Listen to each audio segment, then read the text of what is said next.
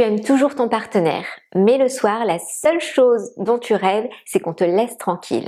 Alors ce réel est pour toi. Alors beaucoup de femmes pensent avoir un problème de libido. Elles me disent Leïla, je n'ai plus envie, je pourrais passer des semaines sans relation intime, je me sens coupable, je me demande ce qui ne va pas chez moi. Mais quand on creuse un peu, eh bien je découvre souvent autre chose. Tu te lèves avant tout le monde, tu prépares les enfants, tu travailles, tu gères les rendez-vous, les courses, les repas, les devoirs, les lessives, les messages, les imprévus et toute la journée quelqu'un a besoin de toi. Et le soir, c'est pas que tu es vide de désir, c'est juste que tu es vide tout court. Le désir a besoin de sécurité, de disponibilité et d'espace. Or, quand ton système nerveux passe sa journée en mode survie, à gérer, anticiper, organiser, il ne pense pas à la sensualité. Il pense à tenir jusqu'au lendemain. Alors ajoute cela la périménopause, la baisse progressive de la progestérone, ton hormone calmante qui te permet de lâcher prise, la baisse de la testostérone, ton hormone qui influence l'envie et les fantasmes, et les fluctuations des œstrogènes qui jouent un rôle dans le confort intime et le plaisir.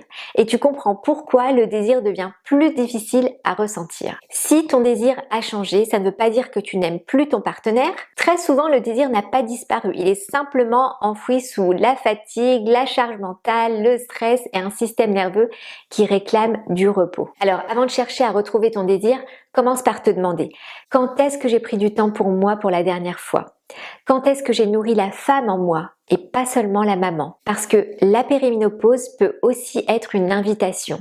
Une invitation à arrêter de donner tout à tout le monde et à recommencer à te choisir. Si tu te reconnais dans ce que je viens de décrire, inscris-toi à mon webinaire gratuit grâce au lien dans ma bio. Je vais t'expliquer pourquoi les hormones ne sont qu'une partie de l'équation et comment retrouver progressivement ton énergie, ta sérénité et la femme que tu es au-delà de tous les rôles que tu portes.